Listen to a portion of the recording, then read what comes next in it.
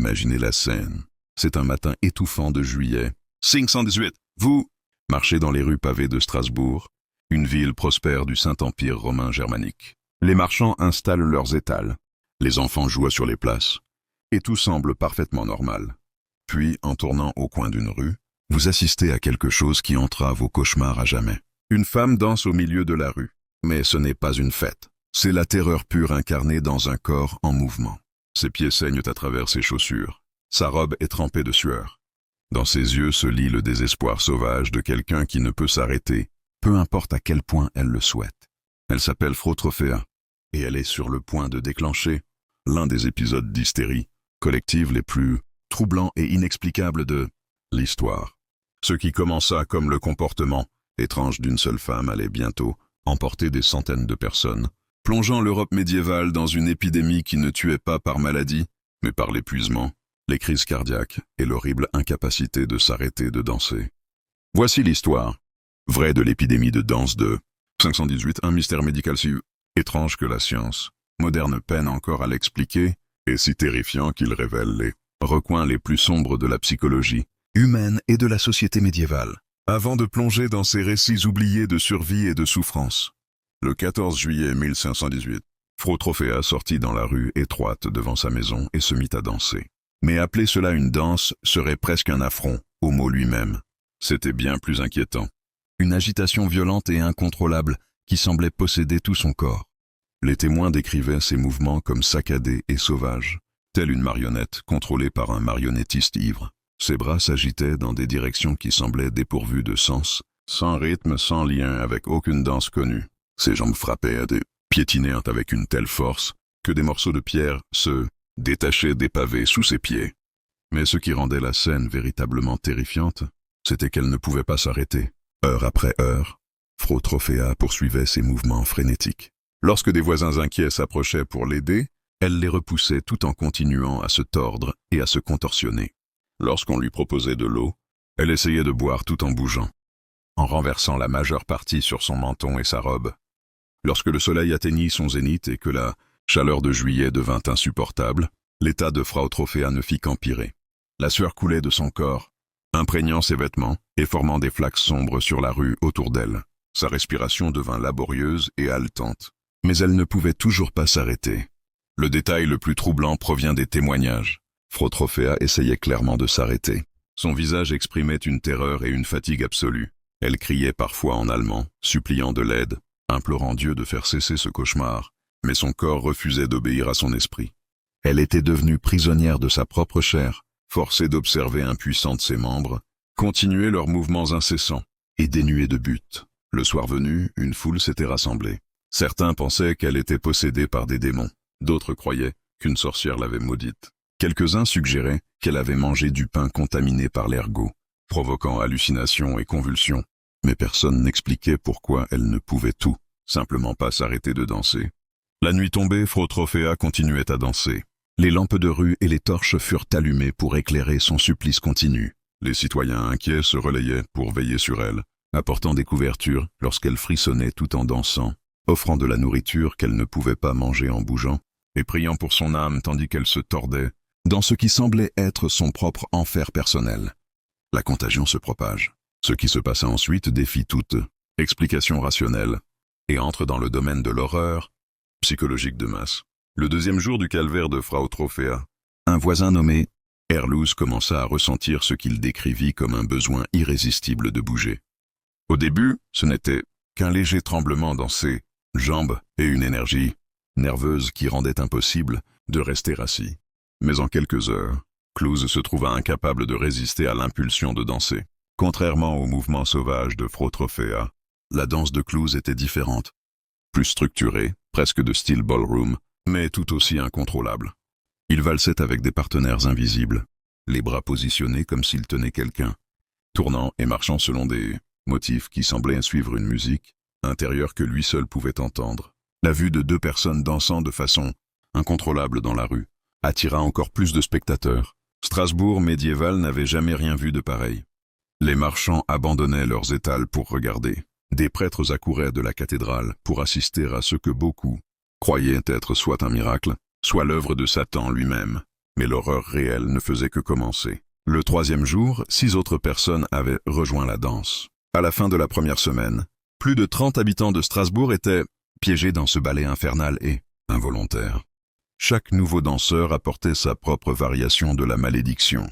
Certains bougeaient, comme Frotrophéa, sauvages et violents. D'autres ondulaient et tournaient comme clouses. Certains semblaient danser sur des marches militaires, levant les jambes haut et saluant des commandants invisibles. Quelques-uns bougeaient comme lors d'un festival paysan, frappant des mains et piétinant au rythme des danses folkloriques. Mais ce qui les unissait tous, c'était l'incapacité totale de s'arrêter et la peur visible dans leurs yeux. Lorsqu'ils réalisaient qu'ils avaient perdu le contrôle de leur propre corps, le schéma de propagation était particulièrement inquiétant. Ce n'était pas aléatoire. Les personnes qui observaient les danseurs pendant de longues périodes étaient les plus susceptibles d'être affectées. Les familles qui s'occupaient de proches touchés se retrouvaient souvent à rejoindre la danse en quelques jours. La contagion semblait se propager par observation, comme si le simple fait de voir ce comportement étrange infectait l'esprit du spectateur. Le docteur Jan Weyer, médecin de passage à Strasbourg à l'époque, écrivit dans son journal « J'ai vu des fléaux du corps qui détruisent la chair et les os. Mais ceci est une peste de l'âme, se propageant de l'œil à l'esprit puis aux membres, transformant des êtres humains, rationnels en esclaves d'un mouvement qu'ils ne peuvent comprendre ni contrôler. » La réaction de la ville ne fit qu'aggraver la situation. Confrontés à une crise inexplicable, les responsables de Strasbourg prirent une décision qui passerait à l'histoire comme l'une des réponses les plus catastrophiquement erronées à une urgence de santé publique jamais enregistrée. Après consultation avec des médecins, des théologiens et des dirigeants civiques, ils parvinrent à une conclusion qui semble absurde aux esprits modernes. Les danseurs étaient malades parce qu'ils ne savaient pas danser correctement. Le remède, décidèrent-ils, était de danser davantage. Selon la compréhension médicale médiévale, les affligés avaient du sang chaud qui devait être refroidi par un mouvement continu, comme une fièvre qui se rompt par la transpiration. Ils pensaient que la maladie de la danse se résoudrait une fois que les danseurs auraient éliminé tous les humeurs corrompus de leur corps. Ainsi, le gouvernement de la ville engagea des musiciens professionnels et construisit une scène en bois sur la plus grande place publique. Ils firent venir des volontaires saints pour danser avec les affligés, croyant que des partenaires appropriés pourraient aider à réguler les mouvements chaotiques. Ils allèrent même jusqu'à payer des danseurs professionnels venant des villes voisines pour montrer les techniques de danse correctes. Le résultat fut un désastre absolu. L'ajout de musique sembla intensifier les compulsions des danseurs. Là où auparavant ils bougeaient en silence selon leur rythme interne, ils étaient désormais poussés à suivre le rythme externe. Leurs mouvements devinrent plus violents, plus coordonnés et beaucoup plus dangereux. Les danseurs professionnels venus aider se retrouvèrent incapables de quitter la scène. Un par un, ils furent entraînés dans le même état incontrôlable que les victimes initiales. Ce qui avait été prévu comme traitement devint un recrutement pour la peste. La scène en bois, destinée à contenir la danse dans un seul espace, devint au contraire un point focal qui attira encore plus de spectateurs. La présence d'un public plus large entraîna davantage d'infections. La musique professionnelle, audible dans toute la ville, sembla déclencher la compulsion de danser chez des personnes qui n'avaient même jamais vu les affligés. Quelques jours après la mise en œuvre de ce remède, le nombre de danseurs actifs passa de 30 à plus de 100. La place de la ville devint une scène sortie de l'enfer de Dante. Des dizaines de personnes, piégées dans un mouvement incontrôlable, entourées de musiciens incapables de s'arrêter, sous peine de rendre les danseurs encore plus violents, étaient observées par des foules qui risquaient l'infection simplement en regardant. Les récits contemporains décrivent la scène comme un enfer ouvert, sur la terre. Le bruit de centaines de pieds frappant les plateformes en bois, accompagné d'une musique frénétique et des cris occasionnels, d'épuisement ou de douleur, résonnait à travers Strasbourg jour et nuit. Le bilan humain augmentait rapidement. Ce qui avait commencé comme une curiosité étrange devint vite une véritable catastrophe de santé publique. Il s'avéra que le corps humain n'est pas conçu pour un mouvement continué, incontrôlé pendant plusieurs jours. Le premier décès survint le 7e jour de la peste.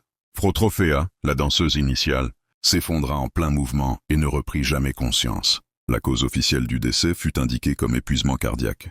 Mais les témoins décrivirent quelque chose de bien plus troublant. Selon ceux présents, Frotrophéa ne s'effondra pas simplement. Elle dansa jusqu'à la mort. Ses derniers mouvements devinrent de plus en plus erratiques et désespérés, comme si elle se battait contre des chaînes invisibles. Sa respiration devint si laborieuse qu'elle pouvait à peine inspirer, entre les secousses et spasmes violents de son corps. Lorsqu'elle s'effondra enfin, ses membres continuèrent de trembler pendant plusieurs minutes, comme si la compulsion de danser était plus forte que la vie elle-même. Mais Frotrophéa n'était que le début. Les archives médicales de Strasbourg décrivent une litanie de décès qui ressemblent à une histoire d'horreur médiévale. Certains danseurs moururent d'insuffisance cardiaque, leurs organes incapables de soutenir l'effort continu.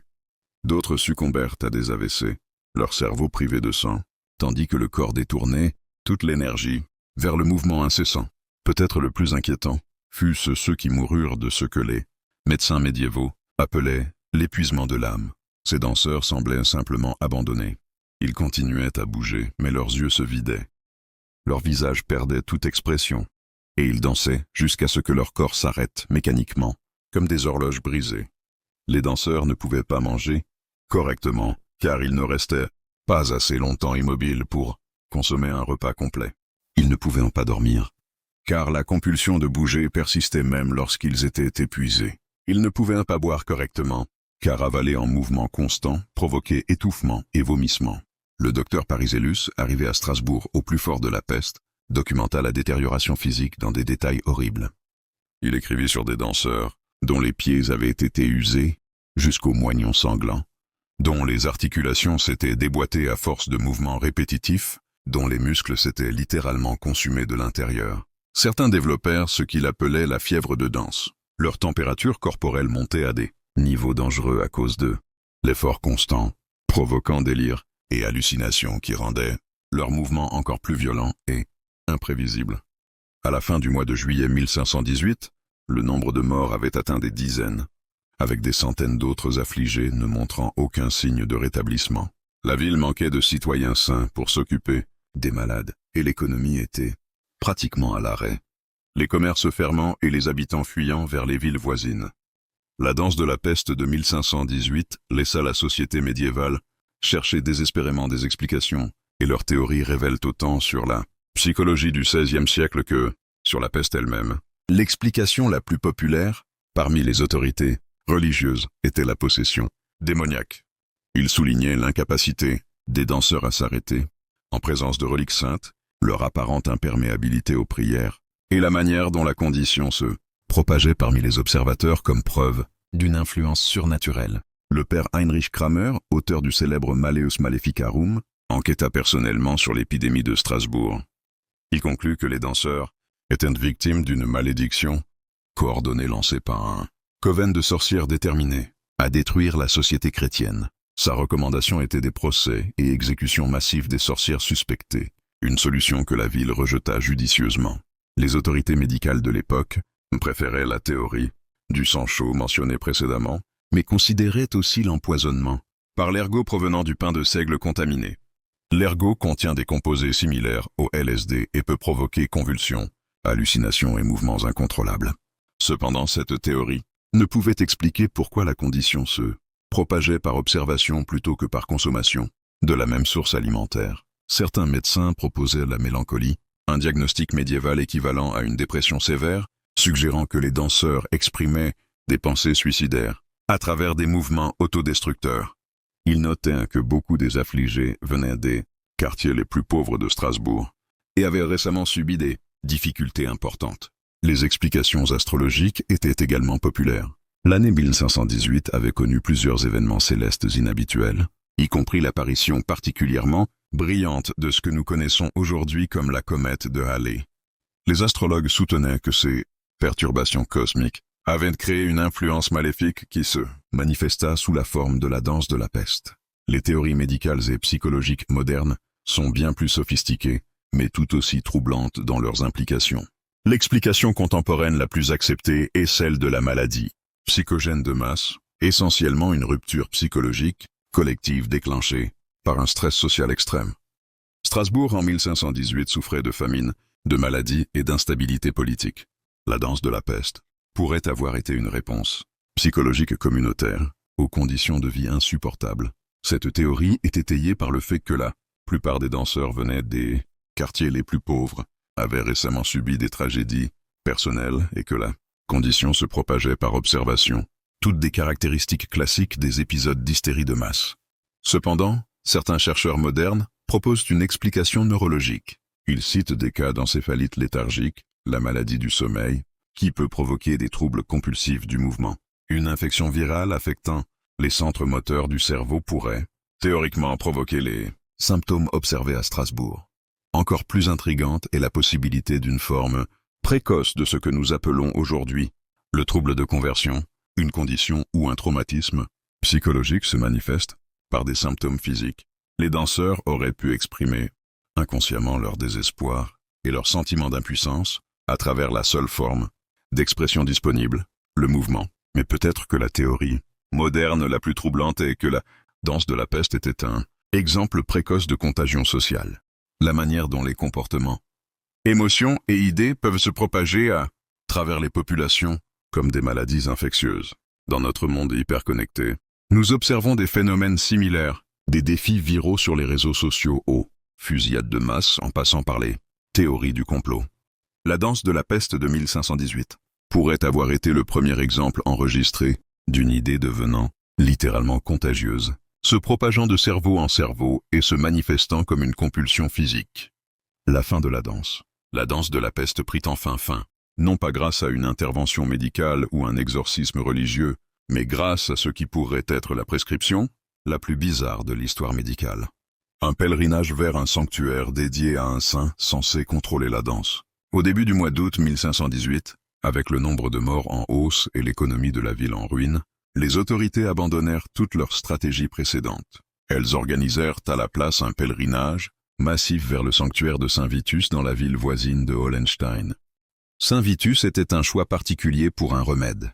Il était le saint patron des danseurs et des acteurs, mais surtout le saint invoqué pour guérir la danse de Saint Vitus, un terme médiéval désignant ce que nous connaissons aujourd'hui comme la maladie de Huntington et d'autres troubles neurologiques provoquant des mouvements involontaires. La logistique pour déplacer plus de 400 personnes dansant de manière incontrôlable lors d'un pèlerinage était colossale. La ville engagea des dizaines de chariots et de wagons ainsi, cassés de citoyens, saints pour restreindre physiquement les danseurs pendant le transport. La procession quittant Strasbourg, le 3 août 1518, était sans précédent en Europe. Les récits contemporains décrivent une caravane de plusieurs kilomètres de danseurs, certains retenus dans des chariots, d'autres marchant tout en poursuivant leurs mouvements compulsifs, tous accompagnés par des membres de leur famille, des médecins, des prêtres et des curieux. Le bruit de la procession, des centaines de personnes dans divers stades de mouvements incontrôlés, accompagnés de prières, de pleurs et du grincement des roues en bois, pouvait être entendu à des kilomètres. Ce qui se passa au sanctuaire défie toute explication rationnelle, même selon les normes médiévales. Selon plusieurs témoins, y compris des témoignages sous serment de responsables de la ville, quelque chose d'extraordinaire se produisit lorsque les danseurs atteignirent le sanctuaire de Saint Vitus. Lorsqu'un danseur était amené devant l'autel et béni par les prêtres résidents, ses mouvements ralentissaient progressivement pour finalement s'arrêter. La récupération ne fut ni instantanée ni spectaculaire. La plupart des danseurs ne s'effondrèrent pas soudainement et ne redevinrent pas immédiatement normaux. Au lieu de cela, leurs mouvements devinrent moins frénétiques, puis moins fréquents, et cessèrent finalement au cours de plusieurs heures. Le docteur Johann Va, qui avait suivi le pèlerinage pour documenter le résultat, écrivit « J'ai vu beaucoup de choses dans ma pratique qui défirent la compréhension, mais je n'ai jamais été témoin d'une démonstration aussi claire du pouvoir de la foi sur la chair, que ce soit par intervention divine ou par les mystérieux mécanismes de l'esprit humain. La malédiction qui retenait ces personnes depuis des semaines fut brisée en une seule journée. À la soirée du 4 août 1518, moins d'une douzaine de danseurs restaient actifs. Le lendemain matin, la danse de la peste de 1518 avait pris fin. Les conséquences et l'héritage. Les conséquences immédiates de la danse de la peste étaient presque aussi surréalistes que l'événement lui-même. Des centaines de personnes, prisonnières de mouvements incontrôlables depuis des semaines, se retrouvèrent soudainement libres. Mais elles n'étaient plus les mêmes personnes qui avaient commencé à danser en juillet. Beaucoup des survivants souffraient de ce que nous reconnaîtrions aujourd'hui comme un trouble de stress post-traumatique sévère, ayant perdu des semaines de leur vie à cause d'une compulsion qu'ils ne pouvaient comprendre ni contrôler. Ils faisaient des cauchemars, souffrait de dépression et éprouvait une peur intense de la musique ou de tout son rythme.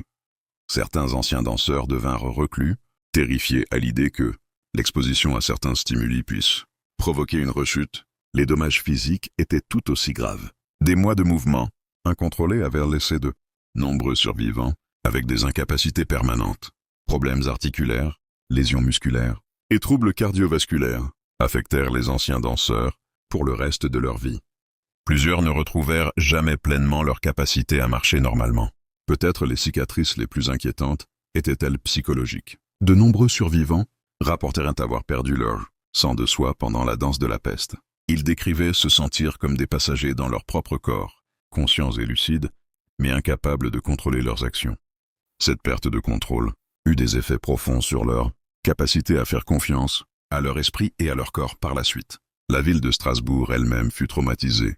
Pendant des années après, la danse publique fut interdite sauf lors de festivals religieux spécifiques. Les musiciens de rue devaient obtenir des permis et pouvaient être arrêtés si leur musique était jugée trop rythmée ou captivante. La scène en bois construite pour guérir les danseurs fut brûlée et la place fut consacrée pour prévenir toute récidive. L'impact économique fut stupéfiant. Strasbourg perdit près de 15% de sa population adulte à cause de la mort, du handicap ou de l'émigration suite à la peste. Des quartiers entiers furent abandonnés alors que les familles fuyaient terrifiées. Il fallut plus d'une décennie pour que la ville retrouve pleinement sa prospérité d'avant la peste. Mais l'impact le plus durable fut, peut-être sur la mémoire collective de l'Europe médiévale. La nouvelle de la danse de la peste se répandit à travers le continent, inspirant peur, fascination et épidémies imitatrices. De petits récits de danse de la peste similaires, mais moins graves apparurent dans au moins une douzaine d'autres villes européennes au cours des décennies suivantes. L'événement influença également profondément les attitudes européennes envers les rassemblements de masse, la santé publique et la relation entre esprit et corps. Ce fut l'un des premiers cas enregistrés où les autorités reconnurent que des facteurs psychologiques pouvaient provoquer de véritables maladies physiques, jetant ainsi les bases de ce qui deviendrait plus tard la psychiatrie. Échos modernes. Continuons-nous à danser? La danse de la peste de 1518 peut sembler une curiosité historique, bizarre. Mais ses répercussions résonnent dans la société moderne de manière profondément troublante. Pensez aux phénomènes viraux sur les réseaux sociaux qui poussent les gens à adopter des comportements dangereux ou autodestructeurs. Do Ice Bucket challenge à des tendances plus nocives, comme le Tide Pod Challenge ou le Momo Challenge. On observe le même schéma. Une idée se propage par observation. Les gens se sentent obligés de participer malgré la reconnaissance des risques, et le comportement se propage bien au-delà de son contexte initial. Les épisodes d'hystérie collective continuent de se produire dans notre monde moderne, prétendument rationnel. Le phénomène des clowns de 2016 a vu des milliers de personnes à travers plusieurs pays signaler des rencontres avec des clowns menaçants. Malgré peu de preuves physiques, le rapport s'est répandu sur les réseaux sociaux, créant une véritable crise de sécurité publique fondée en grande partie sur la contagion psychologique partagée. Encore plus inquiétants sont les exemples modernes de troubles de conversion et de maladies psychogéniques collectives. En 2011, des dizaines d'adolescentes à l'œil, dans l'État de New York, développèrent soudainement des tics, des mouvements involontaires et des vocalisations qui se propagèrent à travers leur réseau social.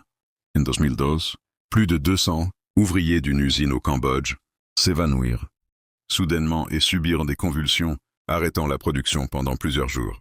Ces pandémies modernes de danse suivent les mêmes schémas que l'épidémie de 1518. Elles touchent des personnes sous stress, se propagent à travers les relations sociales et provoquent de véritables symptômes physiques. Et elles résistent aux traitements médicaux conventionnels. Peut-être ce qui est le plus inquiétant est la reconnaissance que notre ère numérique hyperconnectée pourrait nous rendre plus susceptibles à de telles contagions, et non moins. Les réseaux sociaux permettent aux idées, comportements et états psychologiques de se propager plus vite et plus loin que jamais. Nous sommes tous potentiellement à un seul viral, vidéo de notre propre version de la danse de la peste. Les citoyens de Strasbourg en 1518 ne pouvaient pas comprendre comment une idée pouvait devenir physiquement contagieuse. Ils vivaient dans un monde où l'information se déplaçait à la vitesse des chevaux et par le bouche à oreille.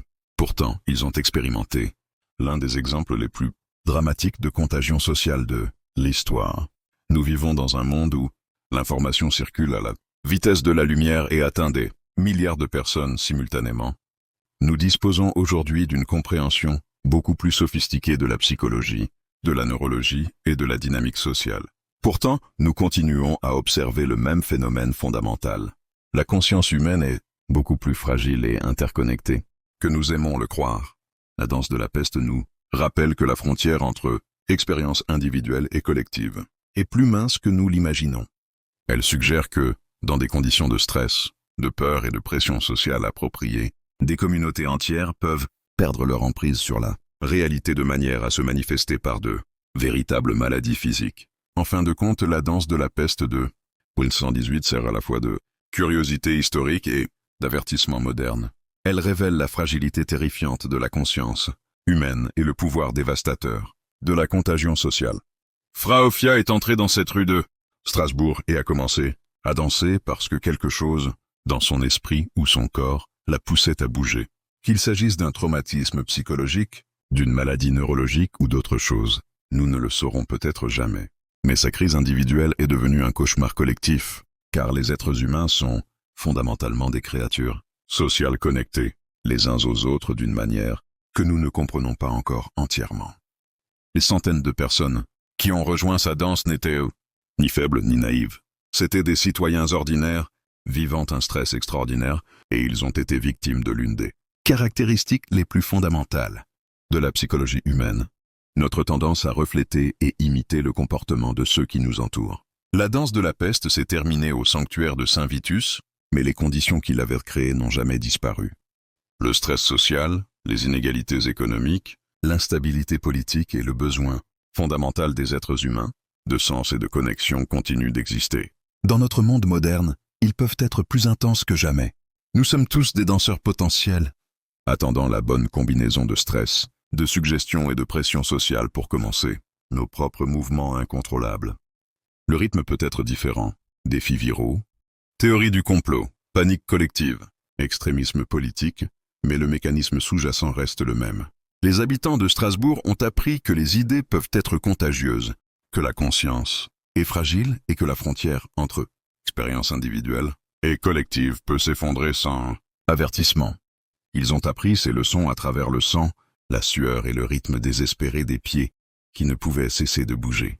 La question est, qu'est-ce qu'il faudra pour que nous apprenions les mêmes leçons? Et lorsque la prochaine peste commencera, quelle que soit sa forme, la reconnaîtrons-nous pour ce qu'elle est avant qu'il ne soit trop tard pour arrêter la danse? Peut-être que l'aspect le plus troublant de la danse de la peste est que nous ne savons toujours pas exactement pourquoi elle a commencé ni pourquoi elle s'est arrêtée. 500 ans plus tard, avec toute notre connaissance scientifique et notre sophistication technologique, les événements de 1518 restent fondamentalement mystérieux. Cela suggère quelque chose de profond et troublant sur la nature humaine. Il existe des aspects de notre psychologie collective que nous ne comprenons toujours pas, des forces qui peuvent nous obliger à agir d'une manière qui défie toute explication rationnelle, des contagions de l'esprit qui se propagent plus vite que n'importe quel virus et se révèlent tout aussi mortelles.